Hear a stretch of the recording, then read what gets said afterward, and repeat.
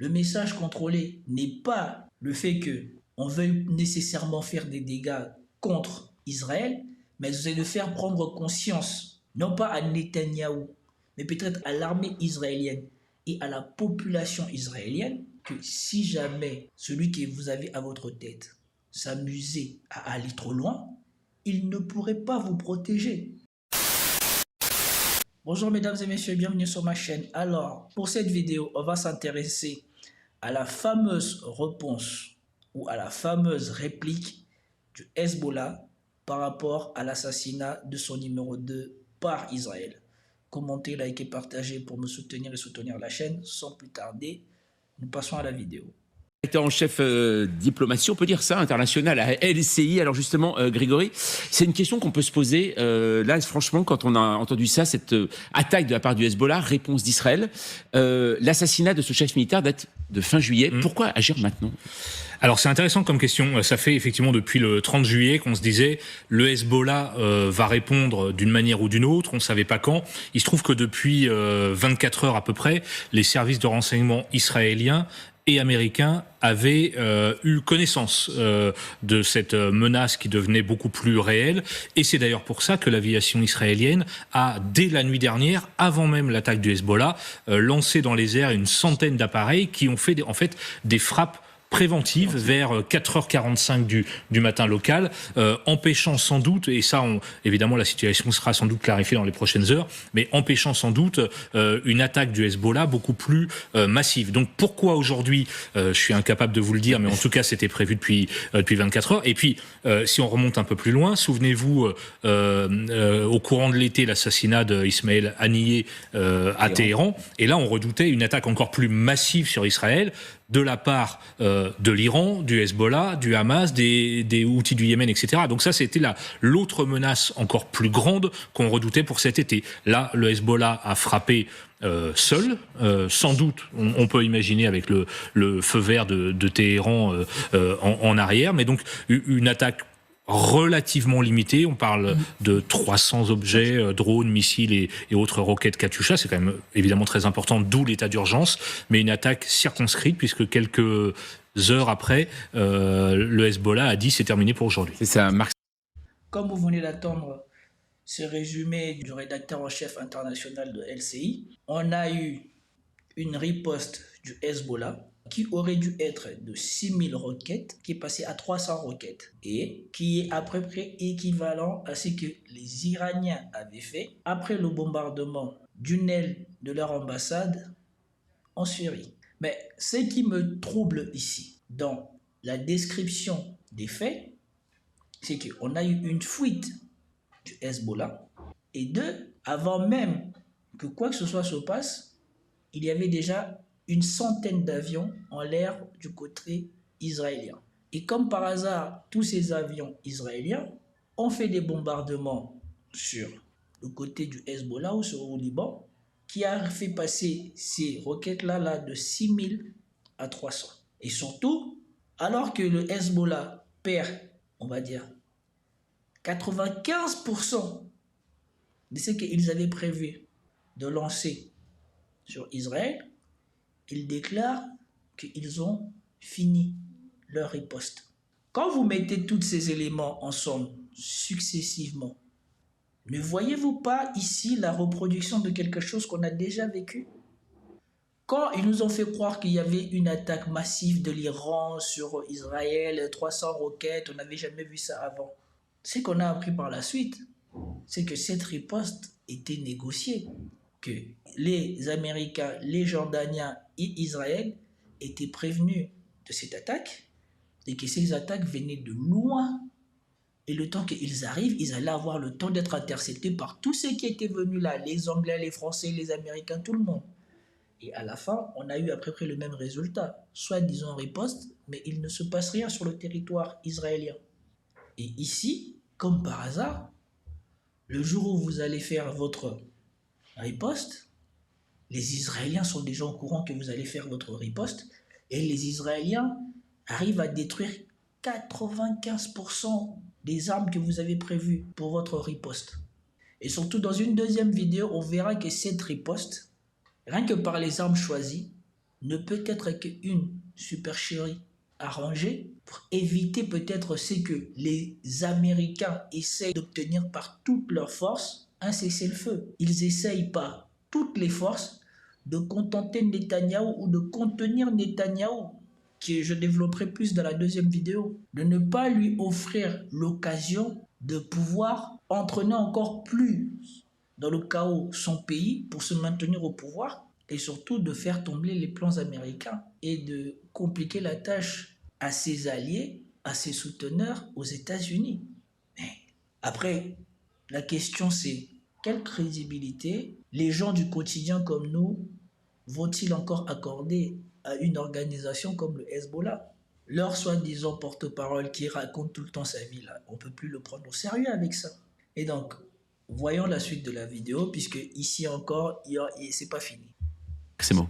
Oui, c'est un cas quasiment exemplaire d'attaque préemptive, qui n'est pas préventif, c'est Alors vous parlez de qui là? Vous parlez des Israéliens. Israéliens, d'accord. C'est-à-dire, au vu des préparatifs et des nombreux signaux qui montraient qu'il y aurait une attaque imminente du Hezbollah, Israël a fait une attaque qu'on appelle préemptive, c'est-à-dire c'est comme préventif, mais ça veut dire que c'était imminent, oui.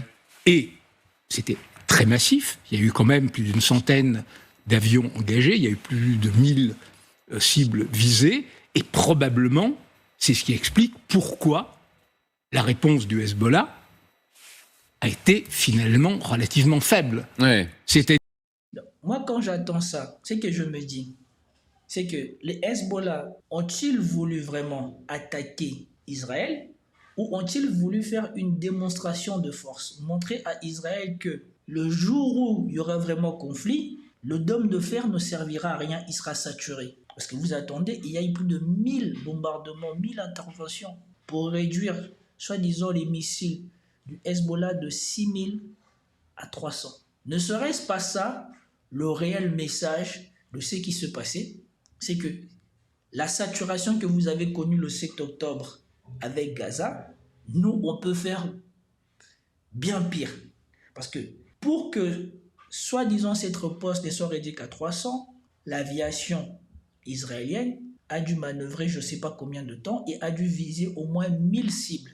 Et donc c'est peut-être là, plutôt que de rechercher dans le bombardement qui pourrait donner à Israël ou à Netanyahou l'occasion de faire encore n'importe quoi, peut-être que le véritable message n'est non pas dans ce qui a été fait, mais dans ce qu'ils pouvaient faire et qu'ils ont montré à Israël qu'on peut faire ça, pour leur faire comprendre qu'on n'est pas au niveau que vous croyez et que si jamais ça doit s'embraser, vous vous en sortirez pas aussi facilement. Et donc moi, c'est ce que je retiens de cette histoire. Ce que je retiens de cette histoire, ce ne sont pas les roquettes tirées, mais ce sont les roquettes qui auraient pu être tirées. Puisqu'il a nécessité quand même 1000 frappes ou 1000 bombardements ou 1000 interventions pour pouvoir enrayer ce qui aurait pu se passer ce jour-là. Donc, c'est le langage de la diplomatie. En diplomatie, on veut éviter ce que l'on ne contrôle pas. Mais on veut faire passer un message contrôlé. Le message contrôlé n'est pas le fait qu'on veuille nécessairement faire des dégâts contre Israël, mais c'est de faire prendre conscience, non pas à Netanyahou, mais peut-être à l'armée israélienne et à la population israélienne, que si jamais celui que vous avez à votre tête s'amusait à aller trop loin, il ne pourrait pas vous protéger. Parce que moi, je ne vois pas comment est-ce que les Israéliens arriveraient à abattre 6000 roquettes tirées en même temps, sachant que ce ne sont pas les armes les plus létales ou les meilleurs vecteurs que dispose le Hezbollah. C'est-à-dire, à la fois, il y avait un côté très calibré, parce que le Hezbollah veut éviter le pas de trop qui enclencherait un embrasement dont il serait la première victime et son pouvoir, ce pays qui tient, cette milice, et ce parti qui tient en otage le Liban n'a pas envie de perdre tout son pouvoir. Mais donc il y a eu cette attaque préemptive. Ensuite, pourquoi maintenant, de la part du Hezbollah, le cheikh Nasrallah, son leader, à la fois spirituel et politique, dit l'attente, l'incertitude fait partie de la punition de Dieu contre les Israéliens. Et de fait, depuis que les Israéliens ont éliminé Fouad Chokr, Oui, donc un des chefs militaires. C'était vraiment le numéro 2. Oui. N'oublions pas non plus que c'était l'homme qui avait organisé les attentats suicides au Drakkar, à Beyrouth en 81, et contre les Américains. Le Drakkar, c'était 50 ou 80 morts français. Michel Goya, sur ce plateau, avait rappelé que ça aurait été... Et à chaque fois, il est intéressant d'écouter ces gens-là justifier comment eux doivent tuer tout ce qui cause la mort de leurs citoyens ou de leur personnel, mais comment eux ne trouvent pas normal qu'on envisage quoi que ce soit contre Netanyahou qui donne des ordres pour éliminer des milliers de personnes au quotidien depuis la crise de Gaza. Vous attendez, là, on vous dit que pour les Français, il fallait éliminer absolument cet homme parce qu'il était responsable de 80 morts français. Et on a éliminé quasiment tout le commandement du Hamas parce qu'ils étaient responsables de 1700 ou 1100 morts israéliens. Cependant, personne n'autorise qui que ce soit à penser que Blair, Bush, Sarkozy, Netanyahou soient responsables des milliers de morts qu'ils ont causés, ou répondent devant la justice de milliers de morts qui soient causés, ou que les milliers de gens qu'ils ont tués puissent un jour s'en prendre eux en représailles. Personne n'envisage ça. Mais ces faits-là est désormais fini, parce que Netanyahou, lui, au moins déjà, lui, son nom a été mêlé à la CPI. On ne sait pas si ça va aboutir, puisque j'avais dit qu'il se pourrait que ça soit une supercherie, qu'on ait juste fait ça pour essayer de montrer aux gens que voilà, on essaie quand même d'appliquer à tout le monde la même loi, y compris à Netanyahou. Mais nous avons bien vu qu'on aurait dit que le dossier sur Netanyahou, qui est l'un des dossiers les plus publics et le moins difficile à documenter, devient aussi le dossier qui prend le plus de temps à avoir une réponse. Chose que l'on ne comprend pas. État d'urgence, mais une attaque circonscrite, puisque quelques heures après, le Hezbollah a dit c'est terminé pour aujourd'hui. C'est ça, Marc Semo.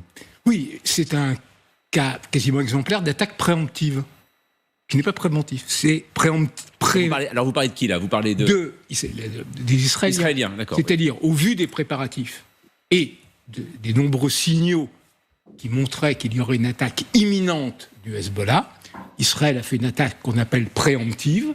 C'est-à-dire, c'est comme préventif, mais ça veut dire que c'était imminent et c'était très massif. Il y a eu quand même plus d'une centaine d'avions engagés, il y a eu plus de 1000 cibles visées, et probablement, c'est ce qui explique pourquoi la réponse du Hezbollah a été finalement relativement faible. C'est-à-dire, à la fois, il y avait un côté très calibré, parce que le Hezbollah veut éviter le pas de trop qui enclencherait un embrasement dont il serait la première victime, et son pouvoir, ce pays qui tient, ces organes, cette milice, et ce parti qui tient en otage le Liban n'a pas envie. Moi, j'aime bien comment ces journalistes pro-occidentaux sont toujours prompts à faire passer les autres pour des faibles. La dernière fois que le Liban s'est battu avec Israël, c'est les gens qui ont été étonnés de voir que les Libanais tenaient le combat contre les Israéliens. Et ce Hezbollah-là de l'époque était beaucoup moins équipé, beaucoup moins organisé que le Hezbollah d'aujourd'hui. Mais malgré cela, l'arrogance occidentale veut que ça soit toujours les autres qui ont plus à perdre à répondre aux attaques des Occidentaux que les Occidentaux qui auraient quelque chose à perdre à attaquer les gens. Et c'est exactement ce qui a conduit à la ruine de l'Ukraine. Parce que les Occidentaux pensaient que jamais Poutine ne pourrait tenir contre les Occidentaux. Que son économie tomberait, que militairement il ne tiendrait pas. Et aujourd'hui, c'est eux qui sont essoufflés, qui n'arrivent ni à produire d'armes et qui ne disposent plus d'hommes. Et l'Ukraine ne dispose presque plus d'hommes pour se battre. Et même sous ce constat, ils continuent dans leurs médias mainstream à faire passer l'idée que un jour l'Ukraine vaincra la Russie. De perdre tout son pouvoir, mais donc il y a eu cette attaque préemptive. Ensuite, pourquoi maintenant, de la part du Hezbollah, le cheikh Nasrallah, son leader, à la fois spirituel et politique, dit l'attente, l'incertitude fait partie de la punition de Dieu contre les Israéliens. Et de fait, depuis que les Israéliens ont éliminé Fouad Chokr, oui, donc un des chefs militaires. C'était vraiment le numéro 2. Oui. N'oublions pas non plus que c'était l'homme qui avait organisé les attentats suicides au Drakkar, à Beyrouth en 81, oui. Et contre les Américains. Le Drakkar, c'était 50 ou 80 morts français. Michel Goya, sur ce plateau, avait rappelé que ça aurait été quasiment à la France de se charger de cette élimination. Donc, depuis ce moment-là, on attendait la réponse. Et effectivement, le Hezbollah restait dans cette expectative, sachant que cette incertitude, effectivement, faisait monter la tension. Vous avez parlé en effet du chef du Hezbollah qui doit s'exprimer d'ailleurs cet après-midi. On va rejoindre Bethsabée Salem. Bonjour à vous, et juste après nous partirons à Beyrouth rejoindre Arthur Saradin, mais en premier nous allons aller à Tel Aviv. Donc Bethsabée Salem, correspondante pour LCI sur place. Vous en savez, Bethsabée, un peu plus donc sur ces frappes du Hezbollah et notamment sur les cibles de ces drones et de ces roquettes venues donc des lance-roquettes du Hezbollah. Effectivement, on sait que les cibles du Hezbollah étaient exclusivement militaires. Alors, c'était des cibles militaires stratégiques. Il y avait notamment parmi elles le QG du Mossad, les renseignements extérieurs israéliens. En tout, le Hezbollah prévoyait de lancer pas moins de 6000 roquettes et missiles et drones vers le territoire israélien. Alors, comme vous l'avez dit, il y a eu cette frappe préventive un peu avant 5 heures du matin. C'est l'aviation israélienne qui a frappé de nombreux lanceurs de missiles qui étaient tournés vers le centre d'Israël. Et puis, il y a eu aussi beaucoup d'interceptions de drones qui étaient au-dessus de la mer en direction du territoire israélien. En tout, selon Tsahal, 210 roquettes ont été tirées vers Israël et non pas 300 comme le prétend le Hezbollah.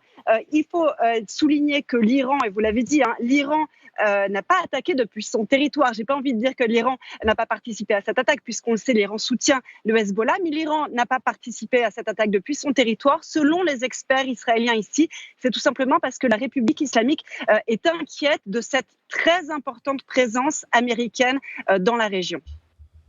Et voilà, une fois de plus encore, on essaye toujours de faire croire que ce sont les autres qui ont peur par rapport à nous. L'Iran n'a pas participé à cette attaque depuis sa région parce qu'elle a peur de la présence américaine dans cette région. Alors, juste un mot tout de même, Bethsabée, à propos, il est vrai, il y a une chose qui nous a un peu étonné sur place, c'est qu'on parle d'état d'urgence et tout de suite l'aéroport de Tel Aviv a été rouvert. Ça veut dire quoi? Ça veut dire que les Israéliens sont habitués aussi à ce type de situation et donc que la vie, malgré l'état d'urgence, continue? Alors déjà, la vie continue puisque les Israéliens sont habitués à cette situation. En fait, il faut comprendre que l'état d'urgence, ici, ça veut dire que l'armée, en fait, a la capacité de donner en temps réel des recommandations au public pour la sécurité des Israéliens. C'est-à-dire d'interdire, par exemple, ce matin à Tel Aviv, il était interdit de se réunir à plus de 30 personnes dehors, à plus de 300 en intérieur. Il était interdit d'aller travailler dans un lieu où il n'y avait pas d'abri antimissile. Ces restrictions pour Tel Aviv et pour le centre d'Israël, elles ont été levées il y a à peine une heure. Elles restent en vigueur pour le Nord. Et pourquoi l'aéroport, avant même la levée de ces restrictions, a effectivement repris son activité? Eh bien, tout simplement parce que l'autorité aéroportuaire a décidé, certainement avec le soutien des renseignements israéliens et de l'armée, que la situation sécuritaire le permettait. On n'oublie pas que l'aéroport est extrêmement sécurisé aussi. Et il faut noter tout de même que plusieurs compagnies internationales, parmi lesquelles Transavia ou Air France, ont décidé néanmoins de détourner leur vol ou de les annuler, en fait tout simplement parce que les équipages ont eu peur d'atterrir à Tel Aviv. Et d'ailleurs, on recommande vraiment aux passagers de surveiller leur vol à venir. Il y a énormément de perturbations aujourd'hui.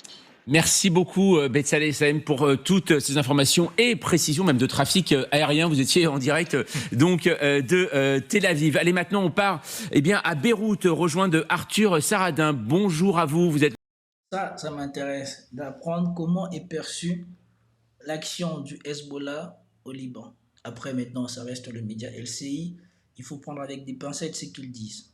Le correspondant d'LCI sur place. Alors après cette nuit de frappe entre les deux pays, entre le Hezbollah et l'armée israélienne, Est-ce qu'à Beyrouth, est-ce que dans la capitale libanaise, on craint une attaque un peu plus en profondeur de la part des troupes israéliennes? Voilà. Moi, c'est ça qui me saoule. Et c'est ça qui me rend fou avec ces Occidentaux. Les Israéliens, ils étaient là, ils menaçaient déjà bien avant. Que si celui qui va s'en prendre en nous va voir, va voir, va voir. Et maintenant, ils recommencent encore. Maintenant, ils nous ont frappés, ils vont voir, ils vont voir, ils vont voir. Toujours en train de menacer les autres. Mais, c'est toujours eux qui se sentent menacés. La peur est toujours chez les autres, mais c'est toujours eux qui se sentent menacés et qui attaquent avant que l'autre n'attaque. Oui, bien sûr, parce qu'il faut aussi comprendre bien ce qu'a été ce contexte de tension des dernières semaines depuis la fin du mois de juillet, l'assassinat de Fouad Shokor, le haut dignitaire du Hezbollah. À Beyrouth, il y a donc eu cette frappe dans la banlieue sud. Il y a aussi eu très régulièrement l'armée israélienne qui survole la capitale et qui franchit le mur du son, provoquant de grosses détonations qui effraient souvent les habitants. Et puis, il y a encore une fois la situation au sud Liban qui non seulement s'éternise dans le conflit, dans les échanges de tirs entre le Hezbollah et l'armée israélienne depuis plusieurs mois, mais qui s'intensifie depuis ce matin avec des raids israéliens qui sont extrêmement impressionnants dans le sud du pays pour les habitants qui les observent souvent depuis leurs habitations et qui voient ces panaches de fumée s'élever sur les collines voisines. On a pu discuter, nous, ce matin, avec plusieurs de ces habitants qui racontent comme justement certaines vitres ont été brisées avec les détonations et leur crainte et leur, disons, dilemme de devoir rester ou partir. C'est aujourd'hui vraiment la crainte maximale de ces habitants, savoir s'il y aura un embrasement qui les poussera au départ ou s'ils peuvent encore serrer les dents et rester quelques jours de plus en espérant que le statu quo revienne et que la situation à la frontière s'apaise. Donc, après maintenant, tous ces gens semblent faire semblant ou semblent ignorer ce qui se passe. Tout le monde sait que Netanyahou a déjà constaté ce qu'il avait à constater à Gaza.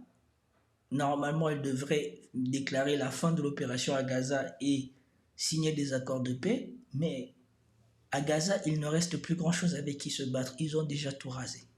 Et donc, pour se maintenir au pouvoir, il est en train d'essayer de créer un nouveau conflit. C'est aussi simple que ça. Et eux tous, ce qu'ils essayent de faire, c'est d'éviter que le souhait de Netanyahou ou le plan de Netanyahou ne se réalise. Parce que contrairement à Gaza où ils n'avaient pas d'armes, même l'armée israélienne sait que ce tour-ci, ils vont y laisser des plumes, quoi qu'il arrive. Un mot encore, Arthur. Est-ce qu'il y a un soutien du Hezbollah dans la population libanaise? Est-ce qu'aujourd'hui on en parle de ces frappes? Est-ce que finalement on dit oui, le Hezbollah a bien fait de frapper le nord de l'État hébreu? Alors évidemment, la vie de la population libanaise est aussi diversifiée, disons, que la population elle-même. Hier, moi j'étais à un enterrement pour couvrir d'un combattant du Hezbollah qui avait été tué au sud du pays. Et auprès des partisans du Hezbollah, non seulement il n'y a pas de crainte de la réponse et de cette riposte annoncée, mais même certains la demandaient. Beaucoup de ces sympathisants disaient que voilà, il fallait une réponse pour qu'Israël ne se sente pas permis de tirer de nouveau dans la banlieue sud. Donc voilà un discours très partisan. Il y a encore une fois une opposition aussi qui est très forte dans le pays contre le Hezbollah et qui accuse le Hezbollah d'entraîner tout le pays dans la guerre pour un conflit qu'une certaine partie de la classe politique libanaise considère ne pas être disons l'intérêt ou le conflit. Un conflit qui concernerait le Liban, mais disons qu'au milieu, il y a surtout une masse importante de Libanais qui sont avant tout ceux qui vont subir la réalité de ce conflit depuis des mois, à la fois ceux qui, dans la capitale, craignent de la voir s'étendre plus au nord du territoire, et puis ces habitants du sud Liban qui, eux, sont dans un sentiment encore plus complexe, à savoir celui de personnes qui souvent ne sont pas des sympathisants idéologiques du Hezbollah, parce qu'ils ont... Bon. Moi, ce parti pris-là, ça m'énerve, donc on va arrêter la vidéo ici. Il y a beaucoup plus de contestation en Israël par rapport à ce que fait le gouvernement, mais on vous fait comprendre qu'il y a beaucoup plus d'opposition au Liban pour le peu de choses qui est fait. Et on met le focus sur ça. Vous avez attendu, depuis que cette vidéo a commencé, ne serait-ce qu'une minute consacrée à l'opposition de gens par rapport à ce que fait Netanyahou, par rapport à cet embrassement qu'il essaye de causer avec le Liban. Mais vous êtes là à vous dire oui, il y a des gens qui ne sont pas d'accord, il y a des gens qui sont opposés à ça, et puis il y a les populations innocentes qui, eux, ne veulent pas du... Non mais attends, comme si tout le monde n'a pas vu que la montée en tension qui se passe au sud-Liban, nord-Israël, est due aux ordres de Netanyahou. En tout cas, voilà ce que j'avais à dire sur cette soi-disant riposte du Hezbollah. Et donc, je ne sais pas ce que vous en pensez. Dites-moi ce que vous en pensez dans les commentaires. C'était tout pour cette vidéo. Hertz. Peace out.